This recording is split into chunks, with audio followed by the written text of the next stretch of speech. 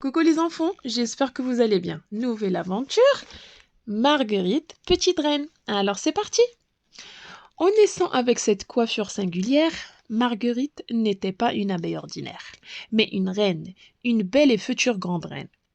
Les nourrices de la pomponnière en étaient certaines. Elles élevèrent donc la petite abeille avec beaucoup de soin, en la nourrissant du meilleur miel de la ruche. Elles lui apprirent aussi les bonnes manières, à marcher et à voler avec grâce, à lire et à écrire le nom de toutes les fleurs du jardin.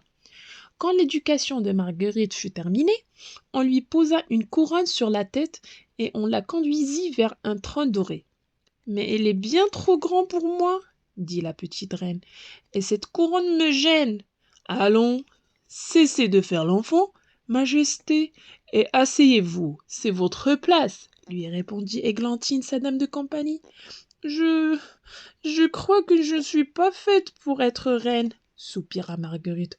Voyons, c'est ridicule, s'écria la dame Églantine. C'est comme si le soleil disait je crois que je ne suis pas fait pour briller. D'une patte tristement, la petite reine désigna le jardin. J'aimerais tellement être avec mes sœurs en ce premier jour de butinage. Vous savez très bien que la reine des abeilles ne peut en aucun cas s'aventurer hors de la ruche, répondit dame Églantine. Le monde est bien trop dangereux. Mais je n'ai pas peur. N'ai-je pas de la force, du courage et un aiguillon? N'insistez pas, je resterai inflexible. Bon, dit Marguerite, résignée, que dois-je faire maintenant? Oh, vous pouvez accueillir votre cousine Huguette, qui tient absolument à vous féliciter. Eh ben, faites la rentrée. À peine la petite abeille avait-elle prononcé ces mots que la tourbillonne Huguette entra dans la salle du trône. Marguerite, Marguerite s'écria la guêpe en vibrant les ailes. Oh, si tu savais comme je suis heureuse de te voir. Vraiment, tu es magnifique. Et regardez-moi cette couronne. Tu permets que je l'essaye? Bien sûr, tiens, je te la prête. Coiffée de la précieuse couronne, la guêpe prit la pose souveraine. Et si on jouait Marguerite? Oh, quelle merveilleuse idée, ma cousine. Je vais chercher mes poupées. Non, non, non, ce n'est pas la peine, s'empressa de dire Huguette. Ah bon? De quel jeu s'agit-il alors? Écoute, c'est simple. Moi, je fais la reine et toi, ma servante. Bien, votre majesté, répondit Marguerite en riant. À votre service, votre majesté. Quand Huguette a eu assez des courbettes de sa cousine et de ses reprendrez-vous du thé, majesté? Elle s'exclama. Et si nous allions faire une petite promenade au jardin? Malheureusement, c'est impossible, soupira Marguerite. J'ai promis à dame Églantine de ne pas quitter la ruche. Ta nounou ne s'en apercevra même pas, chuchota la guêpe. Regarde, elle vient juste de s'assoupir. Marguerite hésita, fit quelques pas jusqu'au balcon royal, puis d'un léger battement d'elle s'envola pour le bon.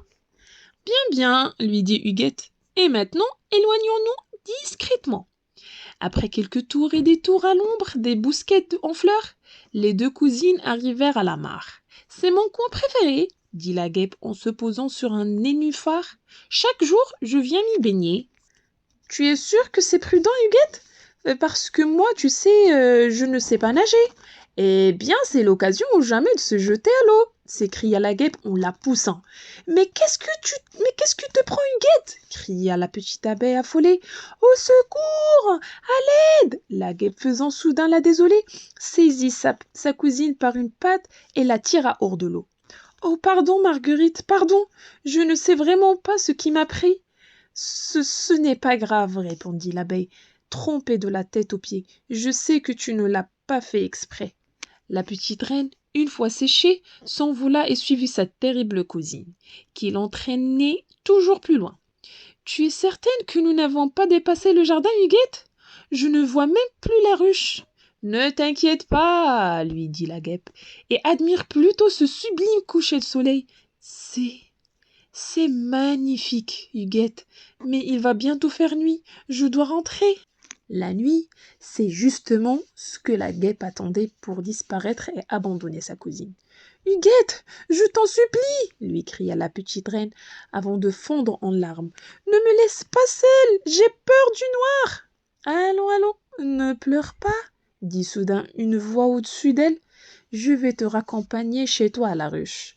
Marguerite leva la tête et vit un joli papillon qui la regardait avec bienveillance.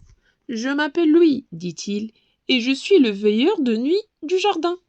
Moi, c'est Marguerite, répondit timidement la petite abeille, et je suis la reine du jardin. Quoi? Tu as bien dit la reine? S'écria le papillon. La vraie?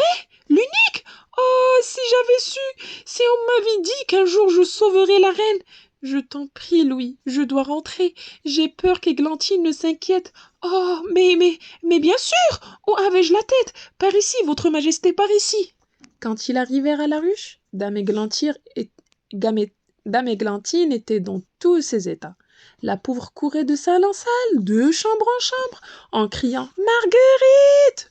Marguerite !»« Je crois que le devoir vous appelle, Majesté, » dit lui en souriant. « Je sais, mais avant de nous quitter, promets-moi que nous allons nous revoir. »« Je vous le promets, Majesté. »« Marguerite !» répéta Églantine. « Marguerite !»« J'arrive, répondit enfin la petite reine. J'étais au petit coin, sur le petit trône. C'était la fin de notre petite histoire. J'espère vous retrouver rapidement avec une nouvelle aventure et des nouveaux copains. Et n'oubliez pas de s'inscrire pour plus d'abonnés et pour plus d'aventures. Ciao, ciao!